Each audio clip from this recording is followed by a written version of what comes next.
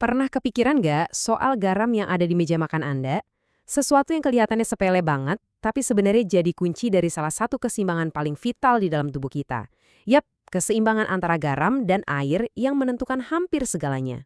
Pertanyaan ini kedengarannya aneh ya.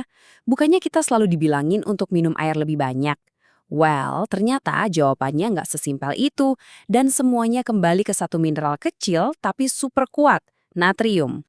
Oke, jadi di sini kita akan kupas tuntas gimana tubuh kita mengatur keseimbangan cairan ini, apa yang terjadi kalau sampai kacau, dan yang paling penting kenapa hal ini krusial banget buat kesehatan kita. Yuk kita mulai. Oke, pertama-tama biar kita paham cara kerjanya, kita harus kenalan dulu sama para pemain utamanya. Anggap aja natrium ini kayak dalangnya deh. Kemanapun natrium pergi, air pasti akan ngikutin. Dia itu ibaratnya magnet air di tubuh kita. Jadi perannya penting banget buat ngatur volume cairan. Dan natrium ini nggak kerja sendirian. Dia punya dua asisten utama. Vasopresin, si manajer air yang ngatur berapa banyak air yang kita simpan.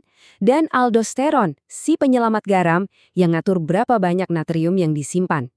Keduanya ini kerja bareng buat jaga semuanya tetap seimbang. Nah, terus gimana kalau keseimbangan ini mulai goyah? Yuk kita lihat sisi pertama koinnya. Kondisi di mana natriumnya terlalu sedikit, atau lebih tepatnya, airnya yang kebanyakan. Simpelnya gini, hiponatremia itu artinya kadar natrium di darah Anda turun di bawah 135. Ini nggak selalu berarti Anda kurang garam loh. Seringnya malah karena Anda punya terlalu banyak air yang bikin kadar natrium jadi encer. Nah, kebalikannya itu hipernatremia, di mana natriumnya jadi terlalu pekat. Dan jangan salah, ini bukan kondisi yang langka loh. Bayangin, sekitar 30–45% pasien yang dirawat di rumah sakit itu mengalami hiponatremia. Ini menjadikannya salah satu gangguan elektrolit yang paling umum ditemui di dunia medis. Penyebabnya itu macam-macam banget. Bisa karena kondisi medis kayak gagal jantung, atau bahkan gara-gara minum air dalam jumlah yang ekstrim, seperti yang kadang terjadi pada atlet maraton. Ada juga penyebab unik seperti bir potomania, di mana konsumsi bir dalam jumlah besar tapi asupan makanannya minim bisa bikin keseimbangan ini jadi kacau. Oke, sekarang kita balik koinnya. Kita lihat sisi lain dari spektrum ini. Hipernatremia, di mana timbangannya miring ke arah yang berlawanan. Hipernatremia terjadi waktu kadar natrium darah Anda naik di atas 145. Meskipun kebanyakan makan garam bisa jadi pemicu, masalah yang jauh lebih umum sebenarnya adalah dehidrasi. Simpelnya, nggak punya cukup air untuk ngimbangin natrium di sistem tubuh Anda.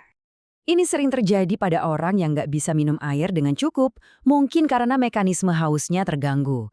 Atau pada kondisi seperti diabetes insipidus, di mana tubuh kehilangan air dalam jumlah besar lewat urin. Oke, bagian ini mungkin kelihatannya agak ribet, tapi tenang aja. Kita akan bedah pakai peta visual yang bakal bikin semuanya jadi jauh lebih gampang dipahami. Sebelum kita lihat bagian lengkapnya, kita pahami dulu dasarnya ya. Sumbu yang mendatar itu nunjukin status volume cairan total di tubuh Anda, apakah rendah, normal, atau tinggi. Terus sumbu yang tegak itu tonisitas, atau gampangnya konsentrasi natrium, apakah rendah, normal, atau tinggi. Nah, ini dia petanya. Kerennya, slide ini mengubah topik yang kompleks ini jadi peta 9 kotak yang simple. Setiap kotak ini mewakili satu kondisi unik dari keseimbangan cairan dan natrium. Tepat di tengah ada huruf N untuk normal. Nah, disitulah posisi ideal kita seharusnya berada. Biar gampang, kita ambil satu contoh ya. Lihat deh kotak nomor 1, di pojok kiri atas. Ini namanya hiponatremia hipovolemik. Artinya apa? Artinya volume cairan Anda rendah, alias hipovolemik, dan konsentrasi natrium Anda juga rendah, alias hiponatremia. Ini skenario klasik banget kalau Anda lagi muntah-muntah atau diare. Anda kehilangan cairan tapi natrium yang hilang lebih banyak lagi. Jadilah nggak seimbang. Jadi, kenapa sih kita repot-repot bahas ini? Kenapa keseimbangan ini sebegitu pentingnya? Jawabannya ada di organ kita yang paling sensitif terhadap pergeseran cairan, otak. Kutipan ini benar-benar merangkum semuanya. Pada akhirnya ini semua soal rasio air terhadap natrium. Dan begitu rasio itu salah, otaklah yang pertama kali kena dampaknya. Coba bayangin, sel-sel otak kita itu kayak balon-balon air kecil. Nah, pas hiponatremia, darah di luar sel itu kan jadi encer banget. Karena hukum alam, Air otomatis pindah dari area yang encer ini masuk ke dalam sel-sel otak yang lebih pekat untuk menyeimbangkan keadaan. Dan disinilah letak bahayanya. Tengkorak kita kan keras dan nggak bisa melar. Begitu sel-sel otak ini membengkak, tekanan di dalam kepala langsung naik. Inilah yang bisa menyebabkan gejala neurologis yang parah, seperti kebingungan, kejang, bahkan bisa lebih buruk lagi.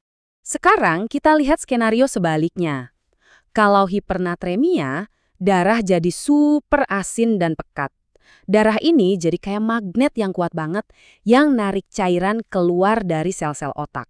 Jadi poin krusialnya adalah pengerutan sel ini sama berbahayanya loh. Dehidrasi seluler ini juga bisa menyebabkan masalah neurologis yang signifikan karena sel-sel otak nggak bisa berfungsi dengan baik kalau mereka mengerut kayak kismis.